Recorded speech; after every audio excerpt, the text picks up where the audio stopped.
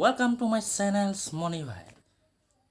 আপোনালোকে পকৰি খায়, জেলেপি খায়, পানীপুৰি খায়। তো এইবিলাক ইংলিছত কি কয় জানেনে আপোনালোকে? যিসকলে জানে সেইসকলে এইটো ভিডিঅ'টো বনায় নে যিসকলে নেজানে সেইসকলে বনাইছোঁ। তো পকৰি প্ৰথমতে পকৰিটো আপোনালোকে কি কয় জানেনে? ইংলিছত পকৰিটো কয় ফ্ৰিটাৰ্ছ বুলি। আৰু পানীপুৰিটো কয় ৱাটাৰ্ছ বলছ বুলি।